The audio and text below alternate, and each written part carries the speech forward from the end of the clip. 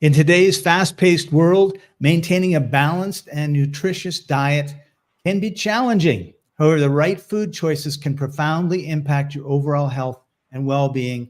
And that's what we're going to be delving into right after this.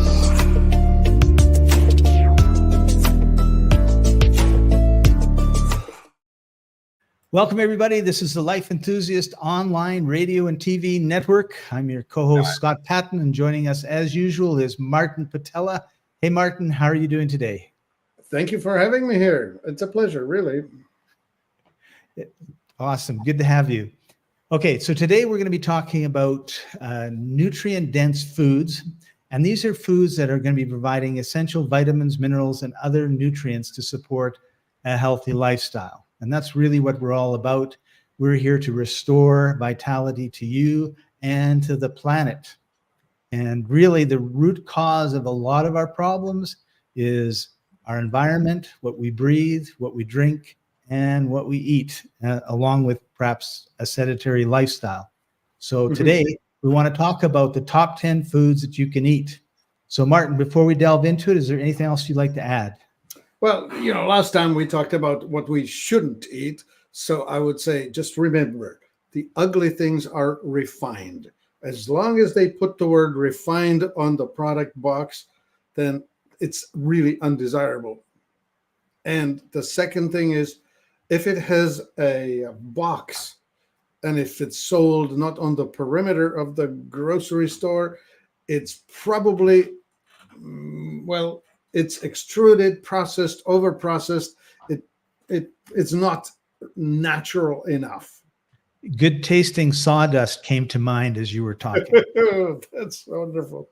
Right. So let's just dive into what matters, right? What should we eat? So I put together a list, and I'm going to try to hold us to that list and just go through these 10 types of foods. The first one is leafy greens, salads. Could be spinach, could be kale, it could be cabbage. As I was putting this together, cabbage came up in my mind because it wasn't one that was on any of the lists that I was researching. Right. Yeah. And I thought, I loved cabbage rolls growing up. Had a strong Ukrainian, Polish communities in the city that I was growing up in. And I just thought they were delicious. And they are, of course. Yes, I'll get to that in a moment, because the cabbage roll is primarily about the beef rather than about the cabbage. The cabbage is just a container.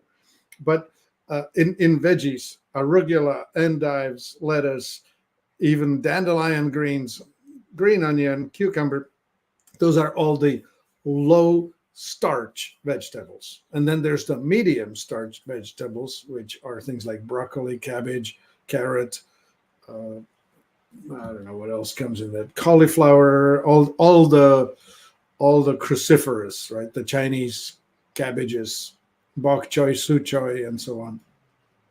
Those are all great. They should be the number one on your list of all foods that you start with, always. Cool. Well, number 2 on our list is the opposite of leafy greens, and that is the berries that come from bushes and trees and stuff like that. And blueberries is the number 1 favorite food for me. For me too. I love blueberries. Yeah, my smoothies, I put an entire cup of blueberries into my smoothies. When I go to the store or the market, whatever I buy for blueberries doesn't make it past midnight. Yeah, right. Well, all the berries, right? Good stuff. Yeah, there's good fiber in them too, right? Yep, but their main claim to fame is all the colors, right? All the pigments, all the nutrients, and they're really good in antioxidant function. So, for sure. And so you mentioned having them in a smoothie, just having them in a bowl after you wash them. It's pretty good. Oh gosh, yeah, of course, snacky food. And if you live in an area like I used to that has blueberry farms nearby, you can get your exercise as well. Get a couple buckets, go out to the farm, pick the berries. There are some blueberry farms too, by the way, that they want you to pick the berries, and I think they'll pay you a certain amount of pound or something. So you can be picking berries and eating them all for free, well, as long as you give a couple pails back to the farmer when you're done. Yeah. Lovely.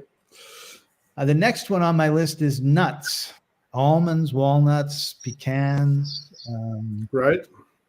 and The, the one the in caveat, Hawaii, macadamia nuts was right. The caveat with nuts, soak them before eating because they are phytoestrogenic until you soak them. The enzymes disable when they start sprouting. That's what you need. okay. And So then seeds, right?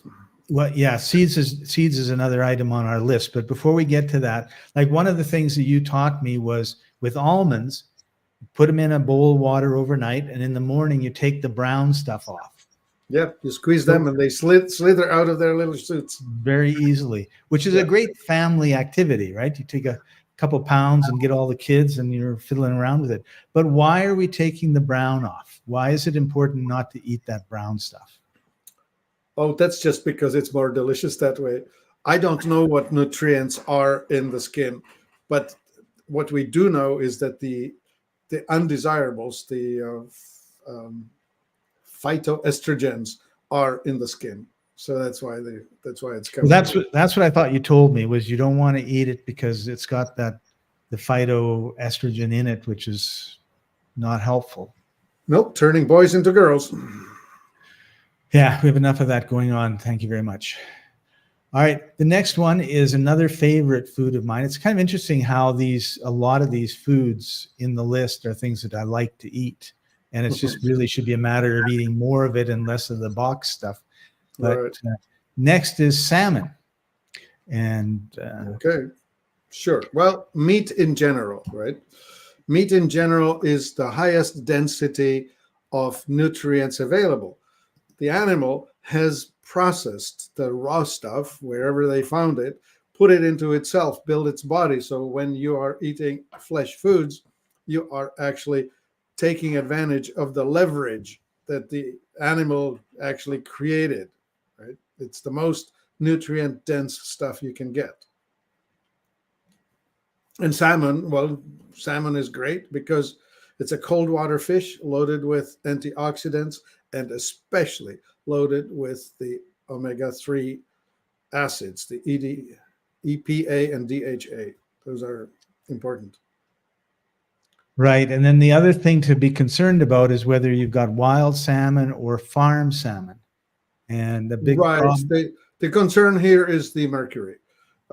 When you're feeding the salmon, the commercial fish feeding or whatever the heck they do, I think salmon are fed a fish paste or fish pellets that are made from all the non-desirable fish that get caught as a bycatch during deep water fishing, right?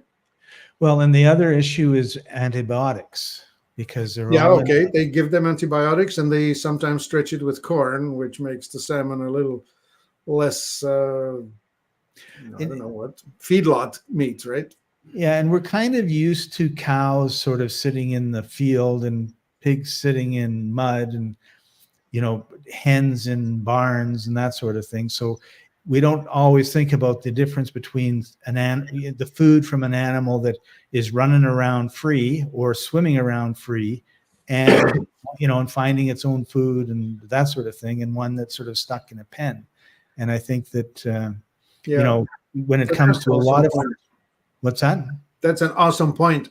The density, right? Like when you have one chicken per 100 square foot of yard, it's no big deal. When you have one chicken per 1 square foot in a box, just stacked, or if you actually, not just that way, but if you stack them 10 high in little cages, all of a sudden you have this high density of animals. And you need to somehow prevent infections. And so you start feeding them antibiotics in their feed as a preventive, right? And that's the high density farming. And it's problematic in three ways, right? One is high stress on the animal. Two is introducing the antibiotic into the animal, where, I mean, this is giving rise to new antibiotic resistant strains of things. And And the antibiotic, does it end up staying in the, like, are we eating the antibiotics? no, no, it's not that.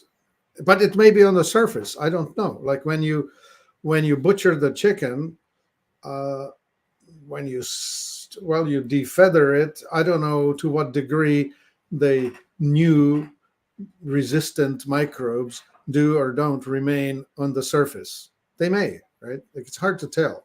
I mean, when you butcher the chicken, you remove the guts. If you don't do it well enough, you end up with something on the surface, right? The feces smeared all over it. When you cook it, you have a pretty good chance of killing it. But if you undercook it, you don't. Right. Yeah.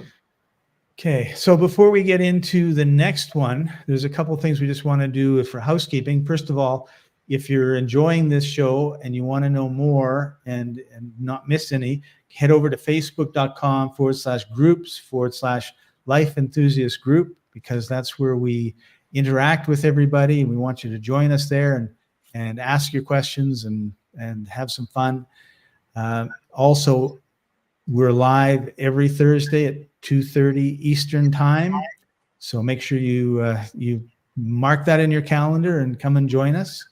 And just wanted to also let you know that on Facebook and YouTube and other places that you will find us, unfortunately, the fact checkers and us don't necessarily agree on things. And we just recently actually got a 7-day restriction on our YouTube channel for something that we shouldn't have put up according to YouTube. So if you want to get the uncensored version, join us every Sunday on Telegram. And it's t.me/life and co, LIFENTCO. All right. And then if we have enough people joining us today, and when we're done, we'll take questions on anything you want to talk about. So make sure you stay till the end. Right on. And so we're in the middle of talking about foods, right? The foods that you should eat. But when it comes to meats, the biggest challenge is factory meats, feedlot cattle, and battery raised chickens, and salmons in the pens. We were talking about salmon as a, wild caught. That salmon swam somewhere in the ocean freely before getting caught. Right. Not fed antibiotics and not fed concentrated strange food. That salmon caught his own food. Likewise, the chicken that you buy, the free range meadow running chicken, that chicken eats bugs and worms and whatever else is found on the meadow. Well, they probably will be fed some grain too, but the cattle, for example, there's a difference between grass-fed and grain-fed. And the grass-fed tastes gamier, tastes not, well, it's more intense, right?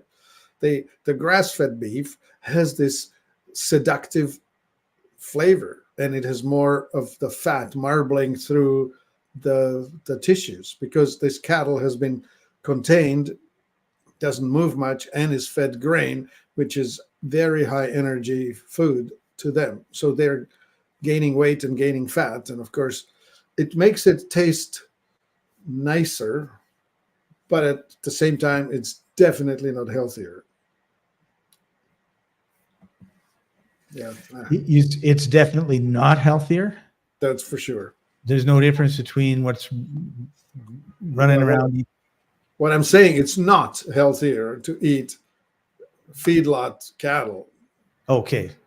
I heard the opposite, so I wanted to just check on that. Yeah, no.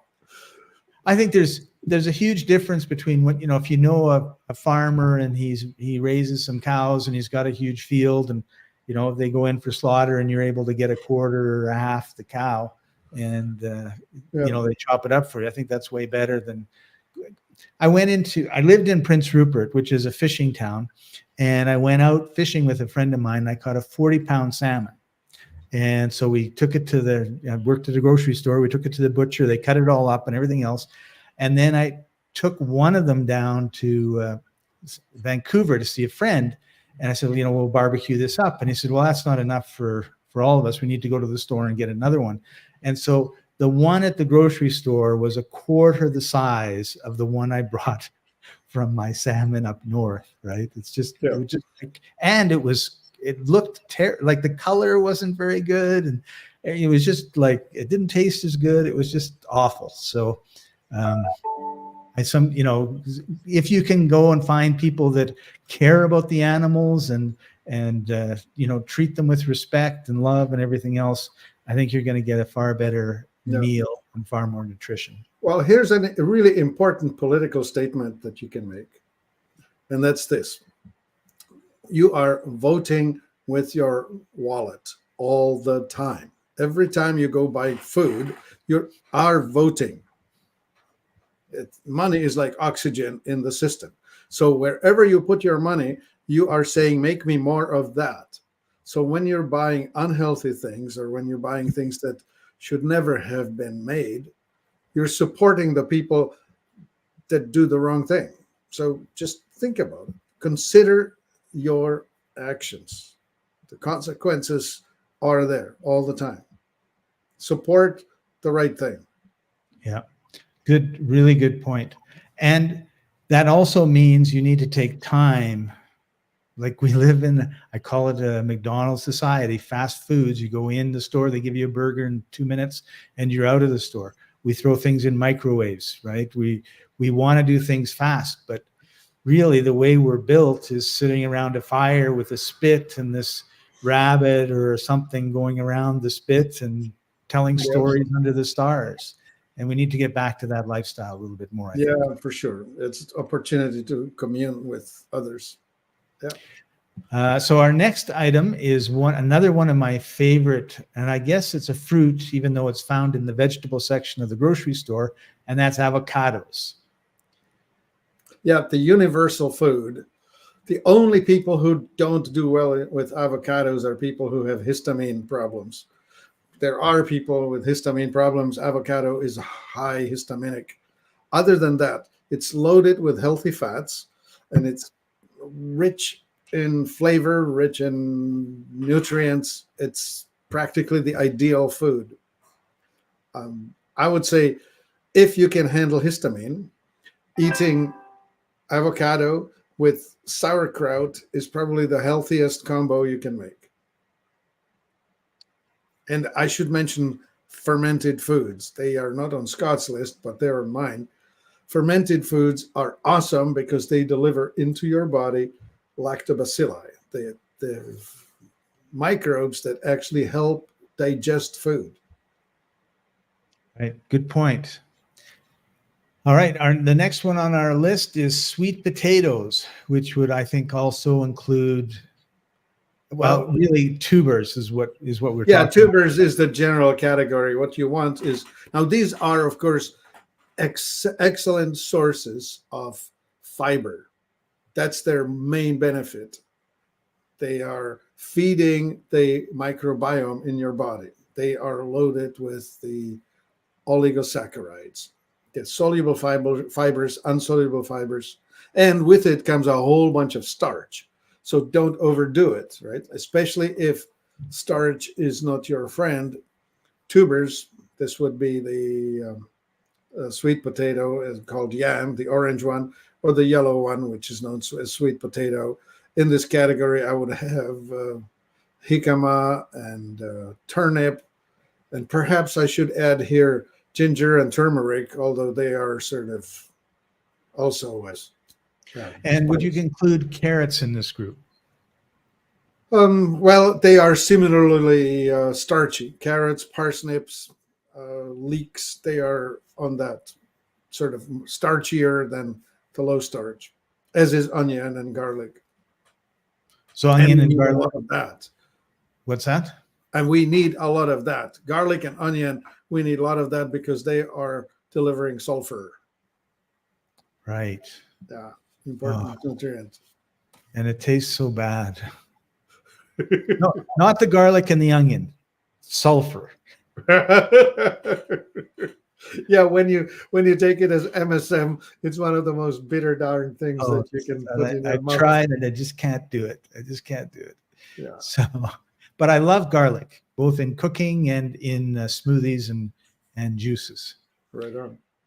The next one is quinoa, and quinoa is kind of interesting in that it was came from like the Andes, South America, that sort of thing. And it was a fad type of diet when it first came. Like it just came with a bunch of, oh, it's everyone's eating it sort of thing. Mhm. And when I went to Peru, I was talking to people about it and they said, yeah, we don't eat it. And I said, what? Why not? We can't afford it anymore. You guys buy it all up, push the price up, and now we have to find something else to eat. So another uh, consequence of our consumption Food. is Oh, these impacting other rich.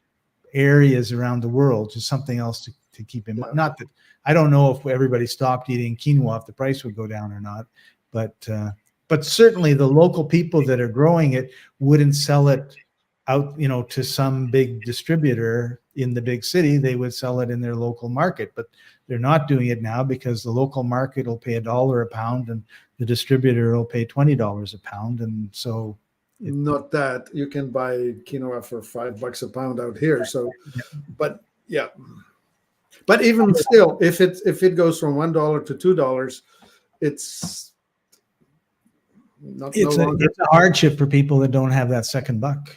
right. Yeah.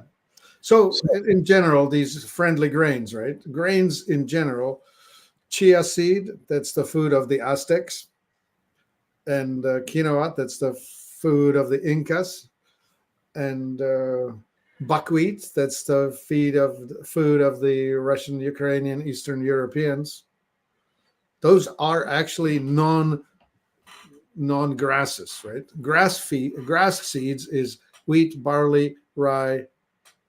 What else is in that category? Well, rice is a grass too, but it's the wheat, barley, and rye that are the most gluten rich, and those cause the most problems because gluten in general is not friendly to the human gut. right. And in those seeds, there would also be like flaxseed, right? Right. So if we switch now to seeds, we have flax, hemp, Right. Hemp. sunflower. Those are awesome. Like Pumpkin. flax seed is one of nature's most awesome foods, especially the golden flax. Flax is funny. You can buy the brown flax, which is also used industrially to make varnish, right? Like varnish is actually extracted from flaxseed oil. But anyway, so the flax seed, the golden flax seed, has a huge amount of omega-3 alpha linolenic acid, ALA, really, really good nutrient. It also is loaded with lignans. Lignans are fibers that are really important in your gut. And so taking something like 3 to 5 teaspoons of flax seed ground daily, ground fresh daily, is an awesome nutritional benefit to your body. And hemp seed is very similar to that. Hemp seed is usually available commercially cracked already Right. because of regulations. We can't sell a whole hemp seed because that could be planted and turned into, oh my god, the dangerous plant. Right. I guess I'm not going to mention it, but anyway, so you can buy it. I buy bags of hemp seed in Costco and put it in my smoothies. It's an awesome nutrient. Cool. All right. The next one is I've got down Greek yogurt, but really this is where we kefir and we have Yeah. anything that's Fermented foods. sour, fermented foods. Yeah. Right. So you can ferment either lactose, which is in milk, or you can ferment uh, starch, which is in cabbage and carrots and beets and whatnot. So the typical fermentation that makes sauerkraut or kimchi or whatever, that's the lactobacillus fermentation, and it's super desirable. And they are really resilient. You can do that at room temperature. It'll ferment no problem. Yogurt ferments only at body temperature. You actually need to ferment it at 100 degrees Fahrenheit, 37 centigrade, protected. And then, of course, what do you feed to the yogurt culture matters. So if you buy buffalo milk, awesome. Goat milk, sheep milk, all of that, that's a much better choice than the northern cow, the Holstein and Jersey and those, because many people are actually having trouble with dairy from that species. There is this protein in milk called casein, and there are several types of it, and some are closer to human milk and some are farther away. And the farther away ones are less easy to digest, and to some people it's just kryptonite. So goat milk, sheep milk, donkey, horse, and camel are way closer and way less trouble to the humans who have trouble with the northern cow milk. And so the southern cow, the buffalo, is fine. Like milk from India, people have no problem. They go to India, they eat all the paneer, which is the Indian yogurt they want, no trouble. They come back to the United States and they buy paneer from the store, and it's made with the northern cow milk, and they are allergic to it like you wouldn't believe. That reminds me of your experience with bread, because you'll eat bread here and have a problem. Yeah, and then you went to Italy. That was my trip to Italy, where they grow the grain, hard wheat, durum, the old school way. So their wheat is 4 foot tall, and it's not fermented. It's not fertilized. It's not herbicided with glyphosate. It's just grown naturally. There actually is a prescription in Italy that dates back to the Roman Empire, so 2,000 years back. That's the way they grow the wheat. They call it grano, I guess, grain, right? Anyway, eating bread in Italy or pasta in Italy was no problem for me. If I come back and try to do that here, my face blows up like you wouldn't believe. Right. Which is another reason why it's always good to travel, because you find how things are done in different places, and sometimes it's a big improvement. Or in your case, your eyes were like open to something that we really hadn't thought about.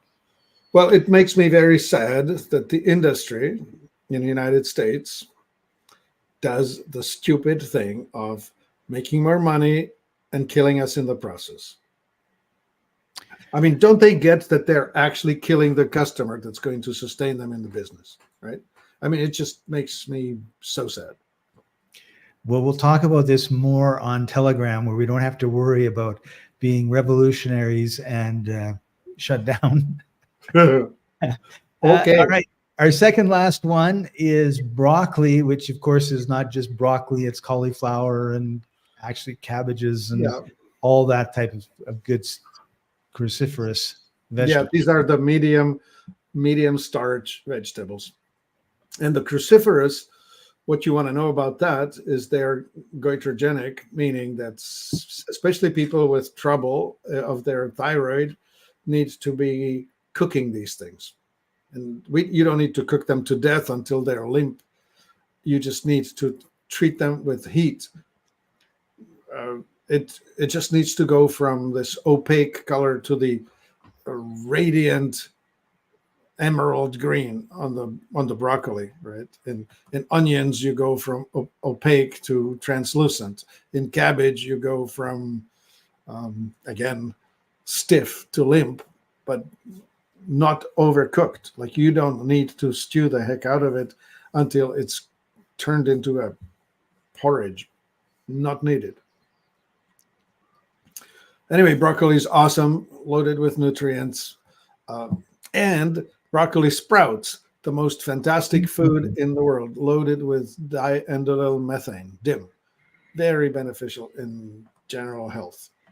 So let's talk for a sec. Let's go on a tangent for a second because sprouting is also a really good way. There's alfalfa sprouts. We see a lot of those.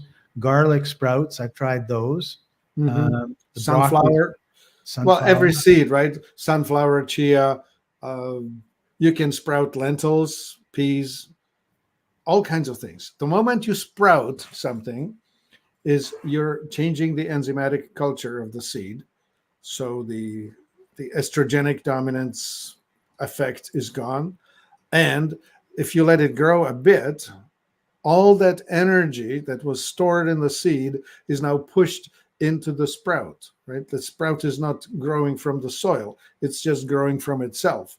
So the short, I don't know, 2 inch, 3 inch sprout is loaded with life force. You cannot find food that is more rich in nutrients than this.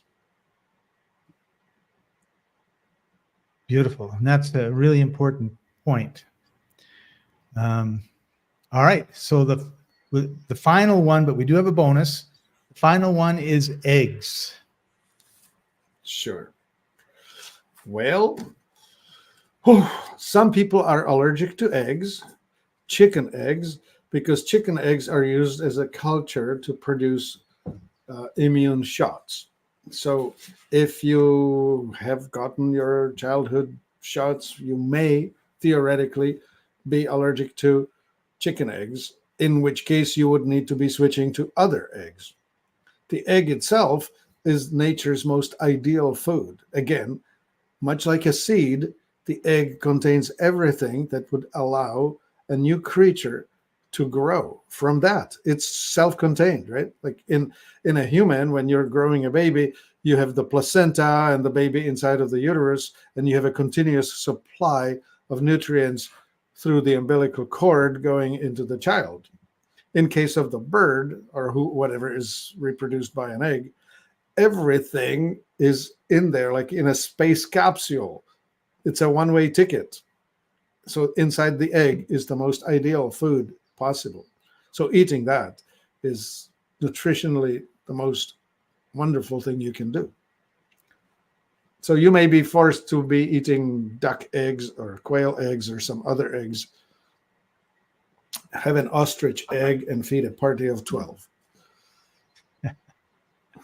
That's right.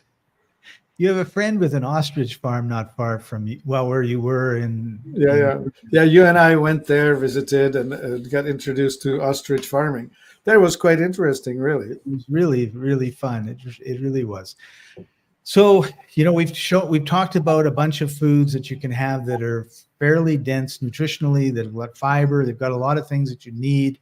And we know that 90% of the people that watch this will probably end up uh, still going and buying things in boxes.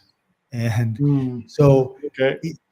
and I kind of look at it like, uh, there's some stuff that I just like to eat, even though I know it's probably not the best thing for me to eat. Hmm. And one of the things that I feel is it's like a balance, right? You're eating some stuff you shouldn't be eating on this side. So what do you do on the other side? And to me, that is superfood blends. Like if I want to make sure that I'm getting the nutrition that I need, then I know that if I have a glass of a superfood Yeah. every day, usually in the morning, to be honest, Yeah. what I found is if I have it in the evening, I'm up till 2 in the morning. Yeah. So Let me sneak in a little statement in here, which is this: the superfoods you're talking about are loaded with these three other classes of foods we should mention, which is adaptogens, herbs, and sea algae and plankton. So these things, the algae stuff, that's like spirulina, chlorella, whatever. The sprouted grains or sprouted seeds are in there. The herbs that are in there, especially the adaptogenics, like the ashwagandha or eleuthero or holy basil, or there's a long list that we could come up with of important foods that enhance your life. Right. make your immune system work better, make your food to energy conversion work better, all these things. And that's what's in those superfoods. And they're not, like you can't really find them in the grocery store, right? So a lot of the stuff is sourced, wild crafted, and it's Yeah. just not the same. Well, you can make your own. There are sources of bulk chlorella or spirulina or alfalfa or blah blah whatever, but it's kind of nice and convenient if you let us buy it at wholesale for you, mix it together. Like I remember going through a store, health food store, shopping for the ingredients in one of them, the iridescent, and the iridescent bottle is about $150 or $1 per teaspoon. And I remember I was halfway down the list and I was at $400. Yeah. So it's difficult. I mean, and going back to, we live in a society where we want things fast and easy, and to go and try and source everything and then figure out a recipe for it, you're better off just to find a really nice superfood blend that you like. And we're going to talk about a few products, and I guess we'll start off with the superfoods. And this is the link for the Exsula Superfoods that we make. And let's talk a little bit more about them for a couple minutes, Martin. Well, so there are multiple types. Some are more energizing. We put them into the foundational class. That's the iridescent, Powertine, Zoetine. When you have those, you should have them early in the day because they really will keep you going. They're not necessarily loaded with stimulants. They're just loaded with nutrition. They just wake you up. And then we have the calming types. They have the word aura on it, Aura Green, Aura Sil, Aura Max, Aura Fit. They are on the help you relax side. So if you find yourself too stimulated, or if you find yourself in the anxiety territory, taking those will be calming and helping you have a better existence, better day. Right. And I put them in the comments, and they are in the description. So if you want to know, I mean, that was a long link, but if you click on that particular link, it'll take you to the whole line, and you can just scroll through.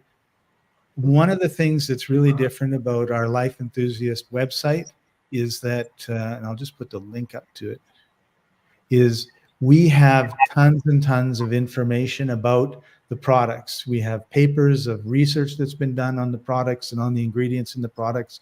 We have videos. We have what do you do? You get a bottle of green stuff, like what do you do with it? Yeah. And all that stuff, so that, and then you can certainly, there's a phone number on the site. You can certainly pick up the phone, call us. We answer the phone, and talk to us about your specific issues and making sure you get the right food for you. Right on. Okay, so the next one I want to talk about, because we had talked about seeds. Here's Andreas seed oils, and it's a hemp seed oil.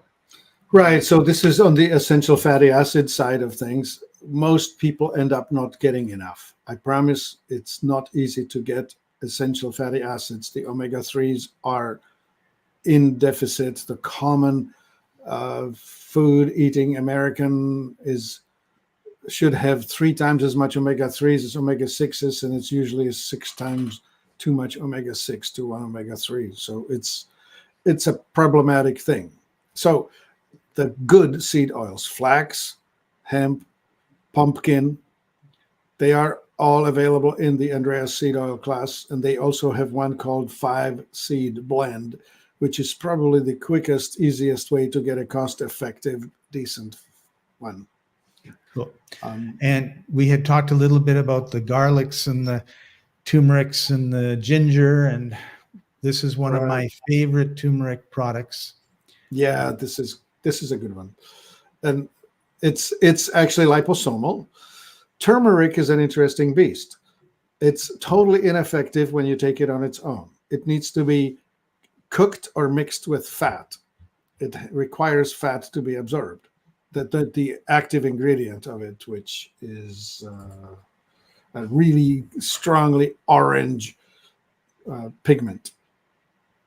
Anyway, so turmeric in a liposomal package will be absorbed, or you need to cook with it, as in curry with coconut oil, or curry with ghee, or curry with a piece of meat, something, curry cooked with fat, or turmeric, of course, which is a main ingredient in curry. Cool. All right.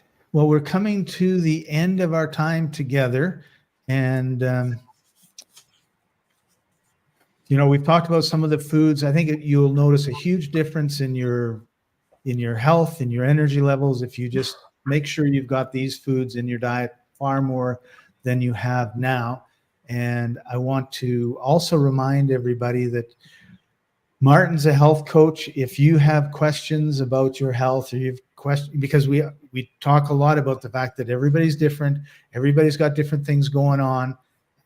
How you react to food is different than how your mom and dad may react to food. So we encourage you to go to Life Enthusiast, set up a meeting with Martin or somebody else. I have 3 other coaches on the crew. I'm good, but I'm not the only one. Right. And we'll help you with whatever it is that's going on in your health world. And so I put that in the comments as well. Right on. And the last thing is, don't forget to join us this Sunday on Telegram at noon Eastern. And we're going to be talking about things that we really can't talk about here. And there's also a very active community. We get lots of questions about what's going on with them. And we're happy to help you with yours as well. All right. So that next thing, top 10 foods that destroy your heart. That's going to be on our next topic, huh? That is. We'll talk about it on Telegram, and we're going to talk about it here because you're going to be a little more straightforward and tell it like it is on Telegram than you're going to be here, but we still want you to get that important information. Right on. Right. So thank you, Martin, for taking time out of your busy day to share this knowledge with everybody. And thank you, everybody, for joining us. And we'll see you next week. Cheers.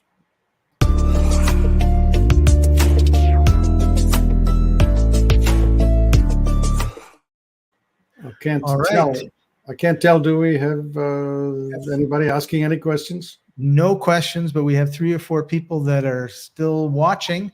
So if you have certain health questions or questions about anything that we've been talking about, we're going to be around for the next 5 minutes. If you want to put them in the comments and let us know, and we'll talk about it. Yeah. This thing is really supposed to be dynamic. Oh, hi, Mladen. Hey, Mladen. Nice to know that you have time to listen to me. Thank you. Good to. Well, I was going to say good to see you. Not seeing you, but yeah, he's got a picture of a really crazy car in there. Mladen is an engineer and car buff and computer enthusiast and all of that. He's the. We knew what you meant. He's a cool guy. All right. Smoothies. Yeah. Well, one of these days we should do a show about smoothies, because what do you put in it, right? There are essentially 2 types of smoothies. The liquid salad, as in vegetable salad, and the liquid fruit salad. And so depending which type you are, some people like more savory. It doesn't really bridge too well. Maybe Granny Smith apple will bridge into a vegetable salad, but some people will just take a bunch of green parsley, some spinach, or romaine lettuce, or whatever you may have, just shove it in, make a liquid soup. Yeah, that's a good way of looking at it, because I don't really care for smoothies. I like juices, right? So there's 2 places where I am. One that does a beet, apple, ginger, and something carrot drink. Yeah, ABC. Apple, beet, carrot, and the ginger is there for the zing, right? Yeah, and I keep wanting to tell him to add more ginger. And then there's another place, and they do a carrot something something, but they basically get it's not juicing. They just basically put it into a blender and they blend it all up. And So they don't extract it. You have it pulp and all. Yeah. And it's kind of like, I'm not sure I really like that. Yeah, carrot juice it's almost like candy. I mean, when you juice carrots, it comes out of it so sweet and so lovely. Yeah. So, of course, both you and I are the thyroid types. We both are attracted to carby foods. To you and me, carrot juice is just wonderful, a delight, right? But you see, that's why I mix it with apple, which is probably another sugary It's another thing. sugar hit. And if you really want to push it, put some banana in it. Yeah, and then you got beets when we have beet sugar. So it's well, beets are not that sweet, but still, I get it. So, but there are people who like savory, right? And so they would go for cilantro and maybe throw a raw egg in it. And oh yeah, well, listen, raw egg is funny. If you don't think about it, it doesn't taste like anything. You're just giving yourself the most wonderful hit of protein without much of a penalty. Right. Oh, that's funny. Yeah. All right. Well, we seem to be done with our comments. Thank you to the two people that are still tuning in. Thanks, Madden. I'll call you when I get a chance. Sorry, I'm on a live show. And we'll see you next week. Bye for now.